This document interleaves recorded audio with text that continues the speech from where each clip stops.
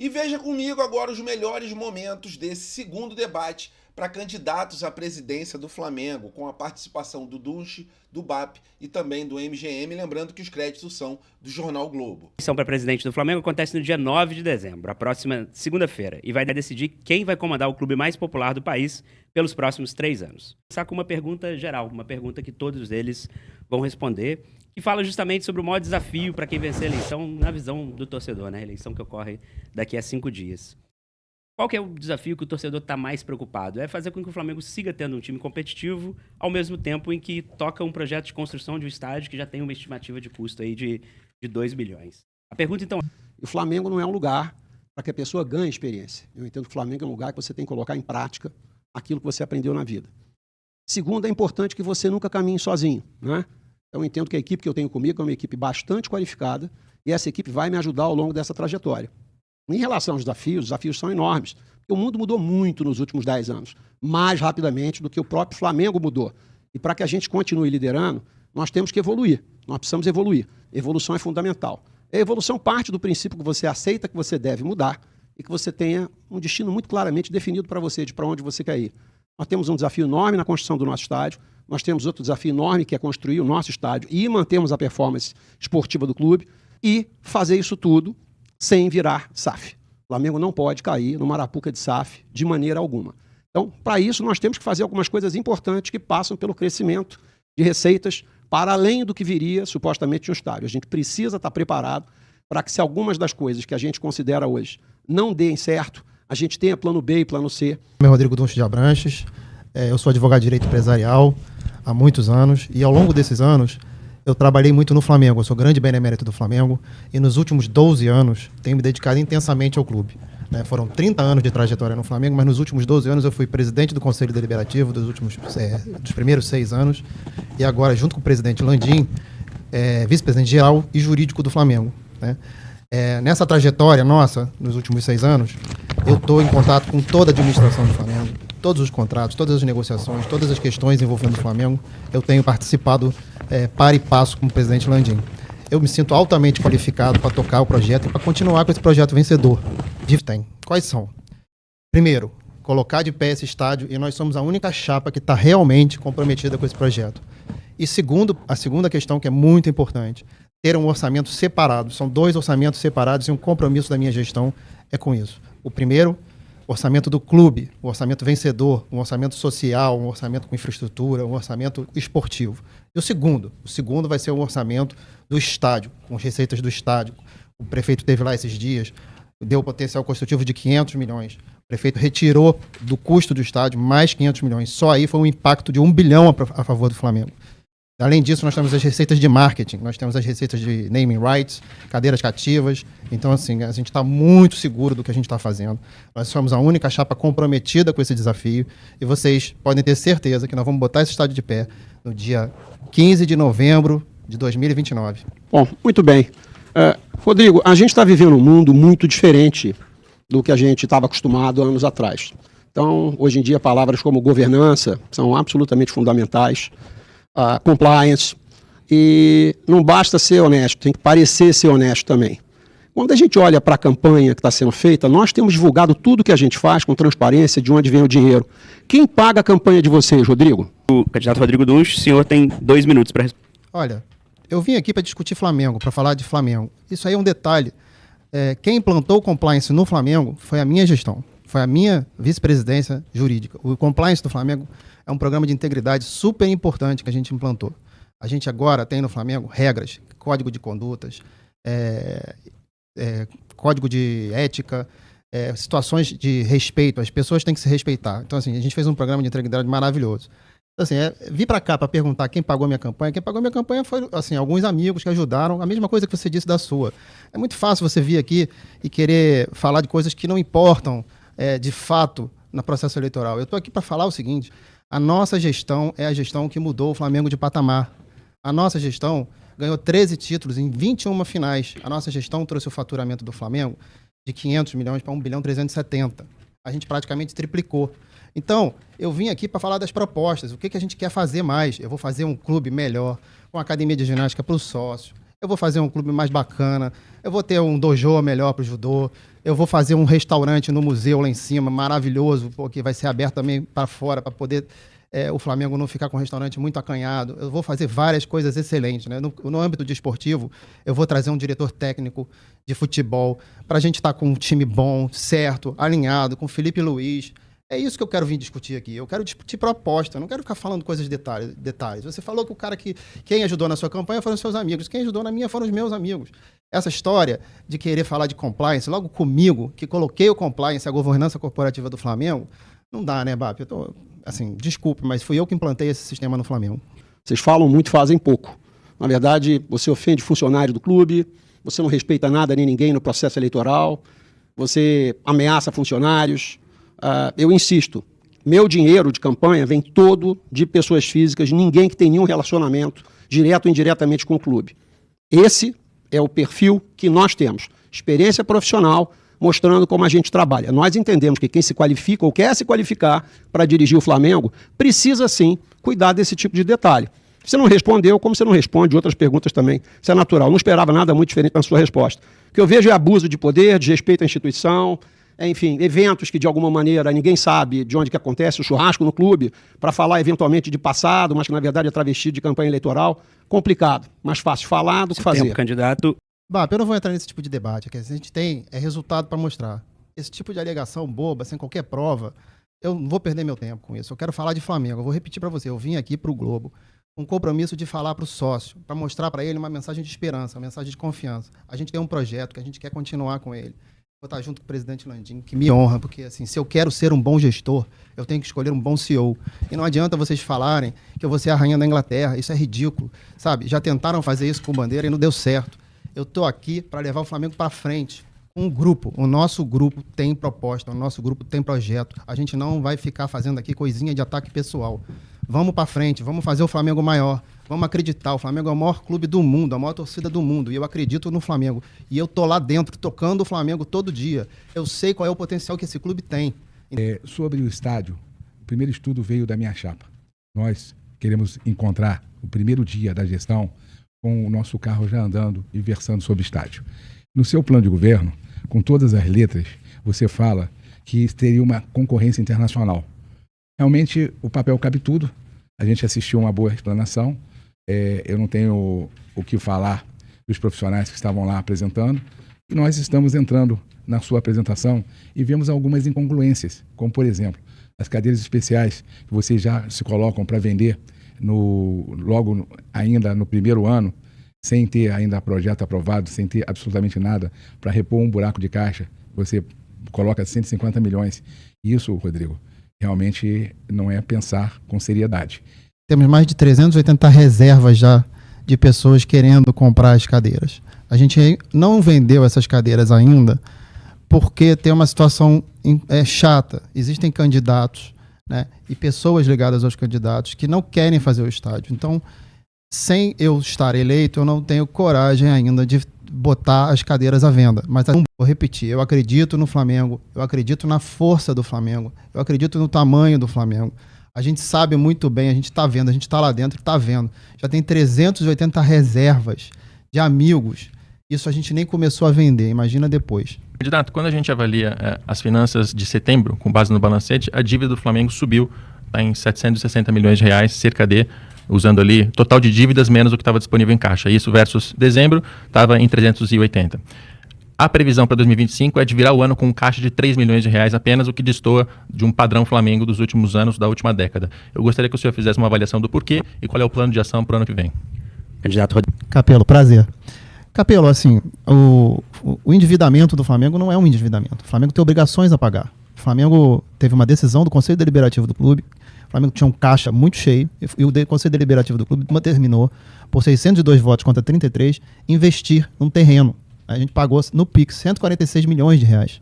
Isso, logicamente, que reduziu o nosso caixa e houve uma diferença de, 300 milhões. Só que o nosso patrimônio, de forma colateral, subiu 350 milhões aproximadamente. Então, assim, a gente tem zero preocupação. O Flamengo não é banco e o Flamengo tem que investir. Para você crescer, você tem que investir. Lá atrás, um dia, a gente comprou um CT. Esse ano a gente investiu no CT e comprou mais 2 terrenos. Ninguém cresce sem investir. Isso aí. O Flamengo não comprometeu, o Flamengo não deve ninguém, o Flamengo não deve salário, o Flamengo paga todas as suas contas em dia. O Flamengo está muito bem. A gente tem zero preocupação com isso porque a gente tem receitas a receber, contas a pagar e recebimentos a receber. Então, assim, é zero preocupação. Em 2019, o caixa também, quando abriu, estava baixo, tinha 4, 3 milhões de reais. Só que teve milhões de recursos que vieram, a gente conseguiu trazer 9 jogadores e a gente foi campeão de tudo. Esses jogadores jogaram. Então a gente fez investimentos em jogadores, investimentos em patrimônio. E isso foi fundamental que o Flamengo pudesse crescer. Ainda tem candidato que fica falando que o Flamengo tem dívida. Isso não é verdade. O Flamengo tem obrigações a pagar, o Flamengo tem recebimentos a receber, e isso para o Flamengo é normal, é padrão, e a gente está muito confiante com o futuro do Flamengo. Esse balanço vem negativo, inclusive para o ano que vem, a diferença entre compras e vendas é de 220 milhões negativos. O Flamengo não tem sido ineficiente no seu departamento de futebol? 1 minuto. Não acho não. Acho que assim, a gente ganhou 13 títulos, disputou 21 finais. O nosso esporte olímpico ganha várias medalhas, vários títulos, a gente está muito bem. Então, assim, eu não vejo isso. Eu vejo o seguinte, o Flamengo esse ano tinha uma opção de fazer mais venda de jogador e optou por não fazer. A gente teve muitas lesões e lesões incapacitantes. Não são lesões de 2, 3 semanas, um mês. São lesões... A gente perdeu um ataque inteiro. Um ataque só de craque. Pedro, Cebolinha, Luiz Araújo. E aí a gente também foi para a janela para repor esses jogadores. Então, a gente fez uma opção de não vender e de contratar. E isso, logicamente, gerou um acréscimo de ativo e a gente, ano que vem, vai poder fazer uma regulagem disso melhor. Eu estou muito preocupado, eu não estou zero preocupado com isso, a gente está muito seguro do que a gente está fazendo. O patrimônio do Flamengo cresceu também porque a gente comprou o De La Cruz, todo mundo fez essas janelas maravilhosas e aí esse ano que vem a gente está corrigindo isso. O senhor é muito crítico do departamento de futebol e do amadorismo, né? Ao mesmo tempo, a governança do Flamengo, aliás, essa palavra o senhor destacou, ela tem a figura do conselhinho do futebol, que é formado por pessoas que não têm preparo acadêmico, técnico para lidar com o futebol. O que o senhor pensa desse órgão e qual é a sua responsabilidade sobre essa governança? O candidato tem agora 2. Obrigado pela pergunta. Vamos por parte. O Estatuto do Flamengo, ele define que você deve ter alguns vice-presidentes em pastas específicas. Isso é ruim. Meu compromisso de quem está comigo é de, na largada, nós vamos ter menos vice-presidentes e eles não vão ter pastas carimbadas. Para atender o preceito estatutário, eles vão acumular algumas pastas no primeiro momento e nós vamos, nos primeiros 100 dias, encaminhar ao Conselho Deliberativo do Flamengo uma proposta para que a gente elimine o que nós entendemos ser um dos principais problemas da causa raiz do Flamengo, que é o amadorismo. O amadorismo travestido de amor pelo clube. Então, dentro desse contexto é que foi criado, por exemplo, o conselhinho que você coloca. Era uma tentativa de você blindar o futebol. Com essa proposta e essa visão que eu tenho e que depende do presidente, nós vamos ter um diretor técnico que vai cuidar totalmente do futebol de cima a baixo, como tem no Barcelona, no La Masia. Uma escola de cima a baixo que vai ser tocada da mesma maneira, preceitos que tem a ver com o DNA do clube e que não vai haver influência de um diretor amador para tomar conta, para dar uma olhada no que o profissional está fazendo. Esse profissional vai se responder diretamente a mim, não vai ter intermediários, como você colocou, e nós vamos fazer um trabalho a nível do que está sendo feito em outros lugares, em outros clubes. Você olha o orçamento que o Flamengo tem, a estagnação dos números, a involução, nós atingimos um pico e caímos. Isso é muito claro. É só você olhar o orçamento de Fluminense e Botafogo, que somados não dão orçamento do Flamengo, para a gente ver o que é clamoroso e o que é óbvio. O Flamengo decaiu muito nos últimos tempos, porque o Flamengo não privilegia o profissionalismo. E não é só no futebol, Rodrigo. Nós vamos mudar isso tudo no momento zero, nós temos tudo desenhado, nós aprendemos ao longo dos últimos anos e nós não vamos insistir nos erros que a gente cometeu até agora. Eu entendo que o senhor, enquanto opositor hoje, faça muitas críticas, mas até outro dia o senhor fazia parte da gestão. Então eu gostaria que o senhor dissesse se tem alguma responsabilidade sobre isso, até porque o senhor fazia parte do conselhinho também. A caneta do presidente no Flamengo, ela tem muita tinta e muito peso. O conselhinho foi a forma que nós encontramos em 19 do presidente aceitar alguma blindagem ao amadorismo no futebol. O conselhinho foi um apêndice, foi uma peça criada para blindar o futebol, foi uma tentativa. E tudo que nós apresentamos e implementamos, Rodrigo, em 19 e 20, tiveram muito sucesso. Enquanto eu, Toches e o Conselho funcionamos adequadamente, o Flamengo teve as maiores conquistas de 19 e 20. Porque quem escolhia o atleta, para você que está em casa, eu vou dizer, não era o agente de futebol, não era o VP de futebol, quem escolhia eram os profissionais de scout. A partir de 21, com as conquistas que nós tivemos, nós afrouxamos nisso. E eu acabei me afastando, por quê? Porque na vida a gente tem que concordar em discordar. Eu entendia que não podia manter a blindagem, manter o nível de profissionalização ou aprofundá-la, preferi me afastar do que estar assinando embaixo disso. O seu apoiador, Cláudio Prakovic, enviou uma proposta para vender o Flamengo cobrando alta comissão. Também participou da questão do Tondela, onde mais uma vez haveria um lucro externo. Eu te pergunto, essa que é a sua equipe qualificada para tocar o Flamengo? Obrigado pela pergunta. Eu queria dizer para você que está em casa, olha a estatura das pessoas que estão de cada lado. Bota um nome junto do outro e vê se faz sentido esse tipo de consideração. Esses caras, esses nomes que ele citou, foram pessoas que foram procuradas e foram oferecidas a elas mundos e fundos para que elas apoiassem a chapa deles. Eu tenho um enorme orgulho de estar com essas pessoas, Rodrigo, um enorme orgulho. Não só delas, mas do Lomba, do Fábio Coelho, do ex-presidente Hélio Ferraz, de uma série de outras pessoas que são absolutamente importantes nisso. Importante que se diga para você que está em casa. Nunca nenhum destes personagens rubro-negros me pediram absolutamente nada, nem ofereci nada para eles. Diferentemente da outra chapa. Tudo foi oferecido.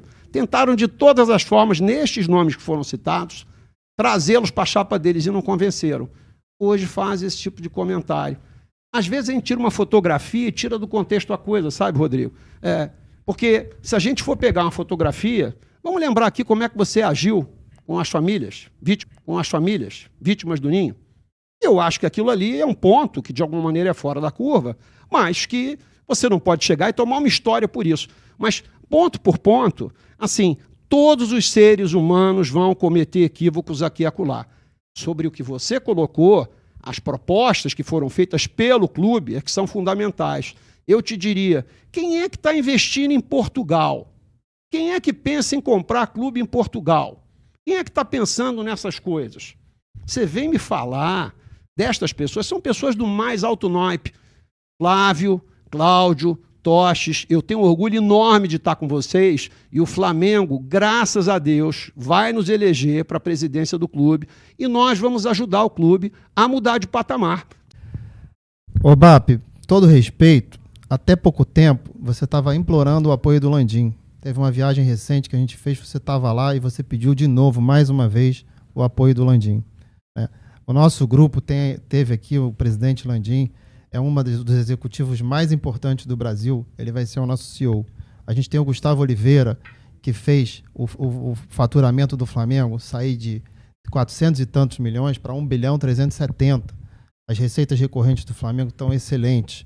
A gente tem o Demian Fioca, ex-presidente do BNDES, que é o nosso vice-presidente de finanças. A nossa equipe é altamente qualificada. A diferença entre o meu grupo e o seu grupo é muito grande, porque o seu grupo tentou pedir comissão para vender o Flamengo. E o meu foi contra. A gente é contra a SAF, a gente foi contra a venda, a gente está a favor do Flamengo e a gente vai fazer o Flamengo cada vez maior, mais vencedor e mais campeão. O presidente tinha um acordo comigo que ele não cumpriu. E se eu tivesse me submetido aos caprichos do presidente, provavelmente você não seria candidato hoje, Rodrigo. Tá certo? Então, eu não vou jamais abrir mão dos meus princípios por nada nem por ninguém, nem que está comigo. O compromisso meu e de quem está comigo, na nossa chapa, é pelo Flamengo. Nada que a gente não consiga aí suplantar, porque o Flamengo é solvente, a máquina está andando, mas uma preocupação. Uma caixa hoje que a gente estima de 8 milhões de reais, de 3 milhões de reais, 8 milhões de reais, foi quando nós passamos para o presidente com mais vendas de jogadores, com valores bastante significativos, para que o clube pudesse fazer o que fez em 19. Dessa vez, o presidente, você e eu, vai encontrar dificuldade. Mas eu estou com uma equipe muito boa, trabalhando diariamente, e que o marketing do Flamengo já está com planos para ir muito mais além. Eu, inclusive, falei sobre a Casa Flamengo, isso vai ser terceirizado, vai ser licenciado. O licenciamento é custo zero para o Flamengo e nós vamos também fazer muito dinheiro em cima dos institutos para não ferir o caixa do Flamengo, em cima de avanços que a gente quer dar e ciências que nós vamos implementar nos esportes amadores e as mudanças no clube. Eu quero fazer um estádio na Gávea para 4, 5 mil espectadores. Eu quero melhorar o tênis do Flamengo com quadra coberta, criando também novas quadras. Eu quero fazer um Flamengo, uma Gávea dos nossos sonhos. Seguraram informações de números, disseram que nós estávamos mentindo. O tempo provou que eles estavam mentindo. Número 1. Número 2. Este orçamento para o ano que vem, que foi mencionado aqui, e para os próximos 3 anos, não tem uma única linha de novos negócios, novas receitas, nada, nada. Tudo igual, tudo estagnado, tudo no mesmo patamar. Como é que vocês esperam se construa um estádio, quando se fala orçamento separado, isso é uma tolice, não existe essa separação. É como eu separar o estômago do fígado. Eles vão trabalhar separados? Não vão. Não se deixem iludir, tá certo? Ou eles não entendem como fazer isso, que é uma possibilidade, ou se entendem, estão preparando uma arapuca para o torcedor do Flamengo para virar uma SAF. Não tem dinheiro, não tem previsão de crescimento, lá na frente a gente tem obrigações, puf, aparece o dinheiro de alguém. Torcedor rubro-negro, não se deixe iludir. Obrigado, candidato. Bom, no começo de agosto, o Flamengo pagou 146 milhões no terreno do gasômetro e recentemente apresentou o projeto para o estádio, já olhando para frente, né? Por que a atual administração, que fala em continuidade, até agora não apresentou um projeto para o futebol do próximo triênio? Bom, realmente a gente pagou 146 milhões e a gente, de fato, está muito comprometido. E como você pode ver e viu, a nossa chapa é a única que está comprometida com o estádio. A única que não fala mal do Flamengo. Eu esperava muito mais dos outros aqui e não falar mal do Flamengo, não jogar crítica sobre as finanças do Flamengo. A gente, de fato, está muito comprometido com isso. Sobre a sua pergunta, que é importante eu esclarecer, a gente tem um projeto para o departamento de futebol, sim. A premissa básica é de que está dando certo, né? São 21 finais. Ninguém disputa 21 finais em 6 anos e faz a melhor gestão esportiva da história do clube, segundo uma pesquisa, não sou eu que estou falando, sem ter tido êxito, sem ter profissionalismo. De fato, o Marcos Braz está saindo, já anunciou a saída dele no final do ano. E a gente já anunciou que vai colocar um diretor esportivo de vestiário, de campo, de relacionamento com o jogador, uma pessoa de liderança reconhecida no Brasil, uma pessoa séria, uma pessoa que vai ser muito bom para o Flamengo. Mas a gente não pode negar que a gente quer continuar com o que deu certo. O nosso scout, que às vezes as pessoas criticam, tentam detonar, ele é muito bom, ele trouxe muitas pessoas boas. Teve um erro aqui, outro ali, sempre vai ter. Ninguém vai acertar 100% das contratações, mas o saldo da nossa gestão é muito positivo. Eu estou muito orgulhoso de fazer parte da gestão mais vitoriosa da história. E a segunda mais vitoriosa foi a do meu pai. Eu tenho um nome a zelar aqui no Flamengo. Então, assim, eu vou fazer essa gestão dar certo e vou investir muito no futebol com muito profissionalismo. Botar um diretor. E o meu compromisso é esse. Agora, o Marco Braz está saindo no final do ano. Já anunciou, já tá se despedindo, inclusive. Assim, não faz sentido agora, já na reta final, botar o diretor para poder, assim, no ano que vem, no dia 10, a gente vai estar trabalhando com isso e anunciando esse nome.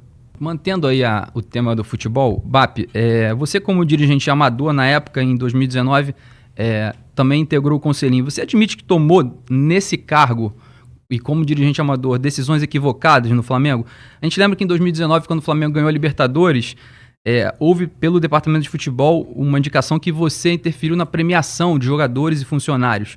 Foi isso que aconteceu?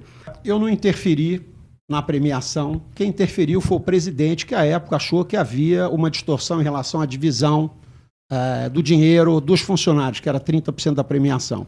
A dos atletas e comissão técnica não houve nada disso. Gente, escutem, quem decide as coisas no Flamengo nesse nível é o presidente.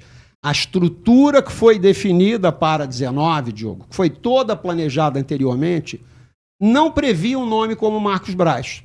O Marcos Braz entrou sabendo qual era o acordo de como que as coisas deveriam funcionar. E funcionaram muitíssimo bem em 19 e 20. Basta você ver os resultados que a gente conquistou em 19 e 20, o índice de acerto de jogadores que nós tivemos, se houve concentração entre agentes. Quem escolheu os jogadores que iam jogar no Flamengo foram os profissionais que lá estavam. Não era a gente, nem era nenhum dirigente amador. Então, como eu tenho compromisso com o Flamengo, eu não ia emprestar o meu nome, a minha trajetória, a algo que eu não concordava. 21, 23, 24, é só olhar o que aconteceu, né? As decisões que foram tomadas, decisões nada profissionais, você de repente mandar um Dorival, um técnico que é campeão de tudo, embora. Baseado em quê? Isso não tinha mais conselho, não tinha mais nada disso. Então, meu afastamento do conselho se deu fundamentalmente por essa divergência conceitual. E aí, Bap, mais ou menos na linha da pergunta anterior, o que concretamente você já apresenta para o torcedor? Porque você fala conceitualmente, né, sobre o futebol, sobre o profissionalismo, mas esse diretor que ele chegaria para mandar em tudo? Você vai reformular também as áreas dentro do próprio departamento? Que a gente vê problemas de lesão todo ano, cada vez mais esse desafio do próprio calendário. Nós vamos ter um diretor técnico que vai mandar no clube de cima a baixo. Ele vai mandar no futebol inteiro. Não vai ter apaniguado, não vai ter amigo, não vai ter indicação, não vai ter massagista que tem que ser amigo de dirigente, não vai ter olheiro de dirigente para verificar o que os outros fazem. Tá certo? Então nós vamos reformular a estrutura e o procedimento e os processos do futebol do Flamengo de forma integral.